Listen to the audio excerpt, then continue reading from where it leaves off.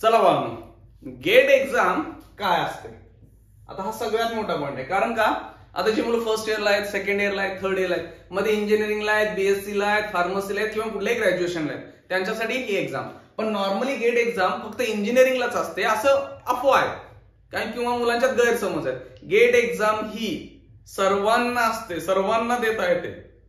मग गेट एक्झामचे फायदे काय, कशासाठी? आता जे तुम्ही इंजिनिअरिंग किंवा फार्मसी वगैरे करायला लागलाय ना, तिथं तुम्हाला क्लिअर कळालंय कॉलेज कसं चाललंय, कॉलेजमध्ये किती टॅलेंटेड शिक्षक तुम्हाला शिकवायला लागलेत. काही कॉलेजांमध्ये आहेत पण बऱ्यापैकी कॉलेजांमध्ये स्टाफ नाही आहे आज. आणि ज्या कॉलेजांमध्ये आहेत असं वाटतंय ना, तर एका दुसरा त्या विद्यार्थ्यांना मदत करायला, बाकीचे असेच आहेत. कारण आज काय झालंय, प्रायव्हेट कॉलेजेस खूप वाढलेत आणि तिथं बिझनेस आहे, पैसे कसे जास्त मिळतील त्यामुळे स्टाफ कमी पगारांमध्ये आणलाय वगैरे सगळं आहे. त्यामुळे आता बऱ्यापैकी विद्यार्थ्यांना माहिती आहे की कशा पद्धतीचं शिक्षण चाललंय. जी पुस्तकं आहेत 1980, 90, 2000चा अभ्यासक्रम त्या काळातला आता शिकवायला लागले, तो आउटडेटेड आहे. आणि आज एक्झाम्पल घ्यायचं झालं तर इंजिनिअरिंगचं, तर ते काही कामाचंच नाहीये कारण तो सिलेबस आणि बाहेर जगात इंडस्ट्रीत चालले त्याचा काही संबंधच नाहीये. त्यामुळे थोडंसं अपडेट राहिला आणि आपल्याला खरोखर जर एखादं इंजिनिअरिंग किंवा तुम्ही जे ग्रॅज्युएशन कराल त्यातलं नॉलेज मिळण्यासाठी ही एक्झाम आहे. एक्झाम मान्य आहे, इझी नाहीये कारण शेवटी IIT पेपर घेते. JEE ऍडव्हान्स माहितच असेल, 12वीला दिला असाल. हा आता म्हणा आम्ही क्वालिफाईड झालो नव्हतो, कशी देऊ? ठीक आहे, जी क्वालिफाय झाली असेल तर त्यांनी दिले असेल किंवा JEE मेन्स नंतर ऍडव्हान्स जातात, ऍडव्हान्सचे पेपर तर पाहिला असेल. मग IIT काढतं पेपर, क्लिअर आहे. मग गेटचा पेपर पण IITच काढतं. टफनेस हायर असते. पण जर भारतातली मी म्हणेल एंट्रन्स एक्झाम मध्ये सेकंड टफेस्ट मध्ये वगैरे ऍडमिशन साठी का JEE ऍडव्हान्स टफ जाते कारण 18 वर्षाची मुलं द्यायला लागलेत ना. हा 21 आणि 22 वर्षाची मुलं देत आहेत पेपर, त्यामुळे 3-4 वर्षांनी मोठी झालेत किंवा ग्रॅज्युएशन नंतर पण देऊ शकतात पेपर. हा गेट का द्यायची, कशासाठी द्यायची, ह्याचा एक सेपरेट व्हिडिओ लगेच बनवतोय मी. त्याच्या अगोदर गेट एक्झाम आणि कुणासाठी देता येते आणि पॅटर्न काय असतो हे बघून घेऊया पहिला. कारण हा पेपर दिला ना, नुसता देणं गरजेचं नाहीये, थोडासा अभ्यास करून गोष्टी वगैरे द्या तर इथं खूप फायदा होणार आहे. माझं आयुष्य तरी ह्याच परीक्षांनी बदललंय. त्याच्या अगोदर मी हा म्हणा तू कोण आहेस पहिला सांग आम्हाला. मग आम्हाला माहितच नाही, तू प्रवचन द्यायलायस गेटवर, तुला काय माहितीये का? नाव संदीप घाटगे, ठीक आहे. माझं क्वालिफिकेशन एमटेक थर्मोडायनामिक्स मध्ये झालंय, थर्मल इंजिनिअरिंग, BE मेकॅनिकल, यालाच हीट पॉवर म्हणतात. हीट अँड पॉवर कुठे कुठेतरी असेल, ठीक आहे. थर्मोडायनामिक्सच्या रिलेटेड सब्जेक्ट, मास्टर्स डिग्री आहे, बॅचलर्स मेकॅनिकल मध्ये. 10 वेळा गेट एक्झाम पास आहे मी. 10 वेळाच दिल्या, 10च्या 10 वेळा काढलेल्या. म्हणणार काय डोक्यावर पठायला का 10 वेळा द्यायला, एक वेळा पास नव्हती का? थोडक्यात काय माझी मस्ती म्हणा की एक चॅलेंज होतं गेट एक्झाम. पहिल्यांदा अभ्यास केला, नोट्स बनवल्या, तिथनं पुढे 9 वर्ष देत राहिलो. तेव्हाच अभ्यास, त्याच फायदा काय, मजा यायची ना. IITचा पेपर आहे, बघू मला येतंय की नाही येतंय. सो 10च्या 10 वेळा क्लिअर केली, 10 वर्ष सलग दिली. मी परीक्षा चालू केली ना, आमची परीक्षा ते OMR sheet, return paper, sorry OMR sheet, paper, बेंचवर बसा, चालू करा. म्हणजे क्वेश्चन कागदांवर मिळायचा आणि तो बाबा आपण गोल करतो ना, गोळ गोळ गोळ, त्या टाईपचा. आज काय सगळं ऑनलाईन एक्झाम झालेत. त्या वेळापासून एक्झाम द्यायला चालू केलेली. त्यावेळी कॅल्क्युलेटर होते, 2-3 वर्षांनी ऑनलाईन झाली, ऑनलाईनला कॅल्क्युलेटर होते, 2-3 वर्षांनी कॅल्क्युलेटर पण बंद केले, व्हर्च्युअल कॅल्क्युलेटर दिले. त्याच्यानंतर MCQ बंद केले, न्यूमरिकल टाईप आन्सर आले. त्याच्यानंतर परत ते काय मल्टिपल करेक्ट आन्सर्स आले. सगळ्या गेटच्या परीक्षा दिलेत. ऑनलाईन फॉर्म आले, ऑनलाईनच्या आधी ऑफलाईन फॉर्म भरलेत आम्ही. पोस्टातनं जाऊन फॉर्म घ्यायचे, परत द्यायचे, जमा करायचे, ही अशी सगळी प्रोसेस होती. तिथून चालू केली ती गेट 10 वर्ष. त्यामुळे गेट बद्दल बऱ्यापैकी ठीकठाक नॉलेज आहे माझ्याकडे तरी. NIT, VJTI, वालचंद अशा सगळ्या कॉलेजांमध्ये ऍडमिशन होते. हा IIT ला ऍडमिशन मिळालं नाही मला, तेवढे मार्क्स पडले नाही. क्लिअर. सांगायला काय लाज वाटत्या की नवीन IIT वगैरे. आमच्या वेळेस IIT किती 7 IIT तुम्ही म्हणणार एवढ्याच होत्या. मग तेवढ्याच होत्या IIT, जुन्या IIT. आता ह्या 2015-16 पासून त्या IIT सुरू झालेत ना, बऱ्यापैकी नवीन जास्त IIT 25-26 म्हणजे IIT वाढतच चालल्यात. पण आमच्या वेळेच्या IIT एवढ्या जुन्या 7-8 IIT होत्या. IISc बेंगलोर पुण्यात पकडा, तेवढ्याच होत्या. त्यात ऍडमिशन मिळणं टन्नो आणायचं. आणि आता सीट पण IITच्या थोड्या वाढल्यात, त्यावेळी नव्हत्या. तेवढ्या 7-8 IIT म्हणजे IISc पकडून 7-8 मध्येच ऍडमिशन मिळालं. 60 जागा पूर्ण भारतात एवढ्यामध्ये बसणं जवळपास अशक्य असल्यासारखं होतं. मला तर मिळालं नाही, ओपन सीट नाही बसली. बाकीच्या NIT वगैरे मिळालं. हे झालं माझं ठीकठाक, थोडंफार शिक्षण झालंय माझं. जाऊया पुढं. गेट काय, long form graduate aptitude test in engineering. आता इंजिनिअरिंगच्या मुलांमध्ये फेमस आहे, रिझन ह्याच आहे कारण IIT, NIT आणि रिजनल गव्हर्नमेंट कॉलेजेस म्हणजे एक्झाम्पल सीओपी, वालचंद, बीजेटीआय, इथे तुम्हाला मास्टर्स डिग्रीसाठी ऍडमिशनसाठी होते. आता ते फक्त मास्टर्स डिग्री म्हणण्यासाठी येते. पीएसयूज आहेत म्हणजे ज्या भेल, एनटीपीसी, ओएनजीसी, बीआरसी, डीआरडीओ, इथं पण तुम्हाला जे जॉब मिळत आहेत, रिक्रुटमेंट होते त्या गेटच्या स्कोरवरच होते. हे पण महत्वाचं आहे. ते मेन काम मुलांचं असते आहे. त्या मोठ्या कंपन्यांमध्ये जॉब पाहिजे. पॅकेजेस पण खूप हेवी आहेत, चांगले पॅकेजेस आहेत. मग एमटेक साठी इकडे जातात. काही एमटेक प्लस पीएचडी साठी 5 वर्षांच्या ड्युअल डिग्रीला जातात. ते सगळं बघू. ठीक आहे. परीक्षा कोण देऊ शकताय? 3rd or higher years of any UG degree म्हणजे अंडर ग्रॅज्युएशन. हा कन्फ्युजन मुलांच्या पैकी फक्त इंजिनिअरिंग वाले देऊ शकतात नाही आहे. 3rd, 3ऱ्या वर्षी किंवा त्याच्यापेक्षा जास्ती. आता बऱ्यापैकी बीएससी डिग्री वगैरे 3 वर्षांची आहे. त्याच्यापेक्षा पुढच्या डिग्री म्हणजे इंजिनिअरिंग, फार्मसी वाले येतात. हायर इयर्स म्हणजे 3rd इयर किंवा 4th इयरला गेल्यानंतर तुम्ही या परीक्षेला जाऊ शकता. सब्जेक्ट 31 सब्जेक्ट मध्ये परीक्षा आहे. मग कुठले आहेत, कोण कोण बसू शकतंय, काय बसू शकतंय, काय म्हणतात फूड रिलेटेड, केमिकल रिलेटेड, सगळे देऊ शकतात. 30 सब्जेक्ट आहेत. नंतर बघू हळूहळू गेट बद्दल. मी जेवढे व्हिडिओ 7 ते 8 व्हिडिओ बनवेन पुढच्या काही वेळामध्ये, कारण आता गेटच्या परीक्षा चालू होत्या, संपलेल्याच आहेत. दरवर्षी जानेवारी एंडिंग, फेब्रुवारीचा 1st वीक, 2nd वीक मध्ये ह्या एक्झाम्स असतात. ठीक आहे. मग 31 सब्जेक्ट मध्ये तुम्हाला देता येते. काही वेळा 2-2 मुलं देऊ शकतात. म्हणजे आता काय होतं अगोदरच्या काळामध्ये, एक समजा आता मेकॅनिकल इंजिनियर आहे तर तो मेकॅनिकल इंजिनिअरिंग मध्ये, आता त्यामध्ये काय आलं की 2 सब्जेक्ट मध्ये गेट पेपर देऊ शकता तुम्ही. चेंजेस होतात. जर 2-4 वर्षाने चेंज होतात आणि ते चेंज नंतर जेडब्ल्यू मध्ये येतात बघा. कारण जसं जसं गेटमध्ये जो पहिला चेंज होतोय ना, तिथे एक्सपेरिमेंट होतो 1-2-3 वर्षांनी, देन खाली येतं. जसं तुम्हाला ते न्यूमरिकल टाईप अँसर्स ते पहिला गेटमध्ये चेंज झाले, मग जेडब्ल्यू मध्ये आले. मल्टिपल करेक्ट अँसर्स पहिला गेटमध्ये झाले, मग इकडे आले. हे असं चेंजेस होत राहतात. ओके. मग हे काल कोणाला देता येते? 3ऱ्या वर्षी किंवा त्याच्या पुढच्या 4 वर्षांची डिग्री असेल तर 3ऱ्या 4थ्याला देऊ शकताय. 3 वर्षांची असेल तर 3ऱ्या वर्षी देऊ शकताय. ओके.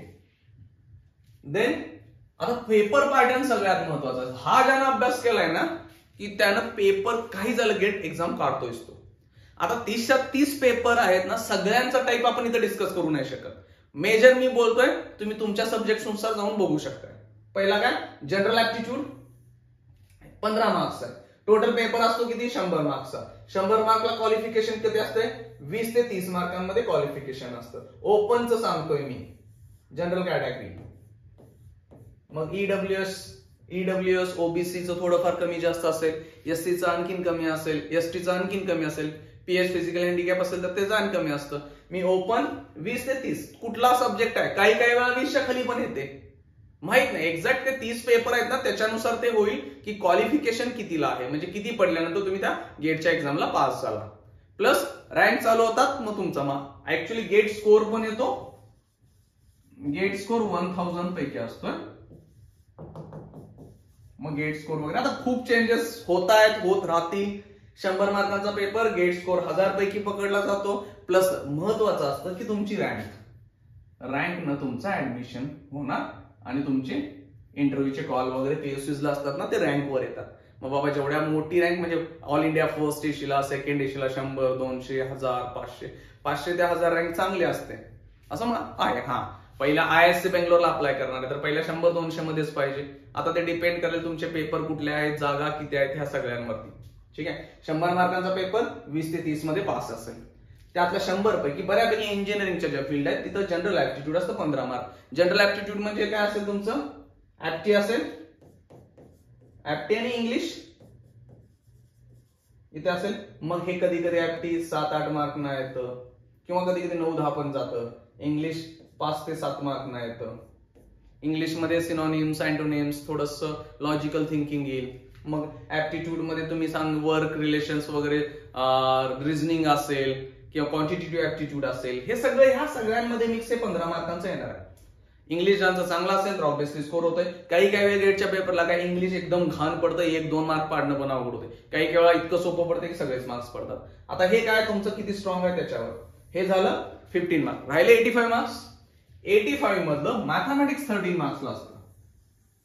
ठीक आहे. आता मॅथमॅटिक्स मध्ये क्वेश्चन कुठला तुम्ही म्हणा, इंजिनिअरिंग मॅथमॅटिक्स 1, 2, 3, फार्मसी असेल, बीएससी असेल, तिथून आहे का? ऑब्व्हियसली ते तर असतंच. प्लस 11वी-12वी येतं. काही कन्सेप्ट 8वी, 9वी, 10वीतून येतात. म्हणजे थोडक्यात त्या सगळं मॅथ्स क्लिअर पाहिजे.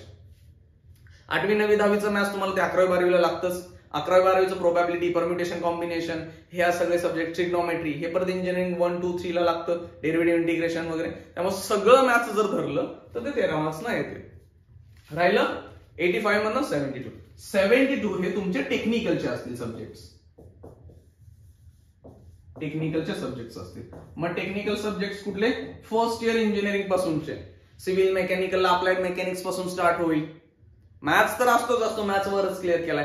पण फर्स्ट इयरला बऱ्यापैकी कोर सब्जेक्ट नसतात, खूप कमी कोर सब्जेक्ट असतात. मग थोडे बेसिक सब्जेक्ट असतात फर्स्ट इयरला. मग त्यातलं मॅथ्स 1, 2 हे इकडे जाईल. ड्रॉइंग वगैरे इंजिनिअरिंगला नाहीये बाबा, की गेटला ड्रॉइंग वगैरे सब्जेक्ट नसतो. अप्लाइड मेकॅनिक्स वगैरे येतो, त्यात 1-2 मार्कांचा येतो. उरलेले second year to last year जे काय सब्जेक्ट्स असतात ते बऱ्यापैकी सब्जेक्ट तुम्हाला इथं ह्या 72 मार्क्सला येतात. काहींना पेपर्सना जनरल ऍप्टिट्यूड मध्ये फरक आहे, काहींना मॅथमॅटिक्सच नाही आहे. आता ते काय सब्जेक्ट, मी म्हणले ना 30 पेपर आहेत, त्यातला कुठला पेपर आहे तुमच्या सब्जेक्टच्या रिलेटेड. पण इंजिनिअरिंगचे जे काय पेपर आहेत कोर सब्जेक्ट्स बऱ्यापैकी त्यांना हा पेपर पॅटर्न आहे. मी काय म्हणतोय, हे सगळं क्लिअर करतोय. इंजिनिअरिंग तर 72 ला आहे, मॅथमॅटिक्स सगळं चेक केलं, इकडे इंग्लिश आणि जनरल ऍप्टिट्यूड चेक केलंय. सगळं जे ऍप्टिट्यूड मध्ये इंग्लिश येतंय, बुद्धिमत्ता वगैरे शिकला असेल ना 4थी पासून ते स्कॉलरशिपच्या परीक्षा वगैरे सगळं तिथनं क्लिअर आहे. त्यामुळे पेपर पॅटर्न सगळ्यात महत्वाचा असतो. कारण पेपर पॅटर्नचा स्टडी केला काय येणार आहे काही नाही. कारण का काही सब्जेक्ट 1-2 मार्कांनाच येतात. आता समजा 14-15 सब्जेक्ट असले तर ते किती वाटून यायला लागले. एका सब्जेक्टवर 1 किंवा 2च क्वेश्चन, म्हणजे 1 मार्कांचा येईल किंवा 2 मार्कांचा येईल. क्वेश्चन्स पण काय नॉर्मल 65 क्वेश्चन्स असतात. मग यामध्ये काय 15 क्वेश्चन्स किती मार्कांचे सांगतोय मी, 15 क्वेश्चन्स इकडे. आता ह्यामध्ये डिस्ट्रीब्यूट होत आहेत. मग आता ते 15, 25 वगैरे टाईप आहेत. मग ह्यातले हे 15 क्वेश्चन्स आहेत इथे येतात. मी इथे काय असतो 1 मार्क्सचा एक क्वेश्चन असेल, 2 मार्क्सचा क्वेश्चन. आता इथं 1 मार्क्सचे 5 येतात, 2 मार्क्सचे 5 येतात. म्हणजे इथं क्लिअर झालं. हे तुमचे किती 10 क्वेश्चन्स इथून क्लिअर केले, हे इथून तुमचे 15 मार्क्स क्लिअर झाले. मग परत इकडे 1 मार्क्सचा क्वेश्चन, 2 मार्क्सचा क्वेश्चन. ठीक आहे. मग हे 1 मार्क्सचे क्वेश्चन इथं तुमचे आले, तुमचे इथून क्लिअर झाल्यानंतर किती 1 मार्क्सचे झाल्यानंतर परत 2 मार्क्स आहेत. आणि मग 1 मार्क्स आणि 2 मार्क्स. मग त्यामध्ये पण तुमचं काय येत आहे 2 मार्क्स मध्ये न्यूमरिकल टाइप्स आहेत. न्यूमरिकल टाइप्स म्हणजे काय, तिथं ऑप्शन ABCD दिलेले नाहीत, जे काय आन्सर येणार आहे तिथं टाईप करायचं आहे. प्लस मल्टिपल करेक्ट ऑप्शन्स पण आहेत. ऑप्शन्स दिलेत पण त्यातलं 1 बरोबर आहे, 2 बरोबर आहे, 3 बरोबर आहे, असं पण असू शकतंय. मग हे सगळा टाईप आहे. मग हा सगळ्यात महत्वाचा पहिला स्टडी करणं की पेपर पॅटर्न काय आहे. त्याच्यानंतर सिलेबस घ्यायचा आहे. कारण का सिलेबस बघूनच पुढे जायचं आहे. कारण का तुमचं जे काय तुम्ही जे कॉलेजमध्ये शिकताय, युनिव्हर्सिटीत शिकताय, त्यांचा आणि ह्या पेपरच्या सिलेबसचा संबंध आहे. तुम्ही म्हणलं एखादा मॅथमॅटिक्स आमच्या सिलेबसमध्ये एवढाच आहे, काही म्हणतील आम्हाला अप्लाइड मॅथमॅटिक्स अप्लाइड मेकॅनिक्स नाही फर्स्ट इयरला. अहो तुमच्या कॉलेजनं तुम्हाला सोपं जावं म्हणून ठेवलंय, तुम्ही नापास होऊ नये. पण IIT विचार नाही करत ना. IIT आपला ब्रँड ठेवणार आहे, लेवल ठेवणार पेपरची. त्यामुळे तिथं तुम्हाला त्यांचा सिलेबस IITने जो काही डिक्लेअर केलेला असतो तो घ्यायचा आहे. पेपर पॅटर्न तर कळाला आणि त्याच्यानुसार मग अभ्यास चालू करायचा. अभ्यास काय, क्लास लावायचे की नाही लावायचे, मग क्लास लावले तर कुठले कुठले क्लासेस आहेत, प्लस क्लास बरोबर अजून काय करायचं, हे सगळं आपण नंतरच्या व्हिडिओमध्ये पाहूया. मग तुम्ही कळालं, पहिला पेपर पॅटर्न कळाला, पासिंग कळालं, देन पुढं काय सिलेबस घ्यायचा. आणि तिसरी महत्वाची गोष्ट म्हणजे PYQ घ्यायची, प्रिव्हियस इयर्स. आता तू म्हणणार तू नुसतं PYQ बोंबलतोयस का. अरे बाळांनो, PYQ सारखं महत्वाचं काहीच नाही. कारण आपण अभ्यास केलेला आहे तो खरोखर चांगला झालाय की नाही कळणार कसं आहे. ते जुने पेपरला पडलेले क्वेश्चन जर ते सुटायला लागले तर समजू ना की बाबा माझा अभ्यास झालाय. कुठले पण गेटचे पुस्तक घेण्यात येत नाही. PYQ the best. 3 गोष्टी ह्या फॉलो करायच्या. पहिला पेपर पॅटर्न पाहिला, दुसरा सिलेबस घेतला, तिसरं PYQ घेतलं, देन बुक्स आणि रेफरन्स बुकला जायचंय क्लासेसच्या रिलेटेड. ठीक आहे. एवढं तरी कळतंय. हे गेटचं फक्त इनिशियल स्टेज आहे. गेट देणं खूप महत्वाचं आहे सांगतोय. कशासाठी काय फायदा आहे ते पुढच्या व्हिडिओमध्ये बघूया. ओके, चला, थँक्यू.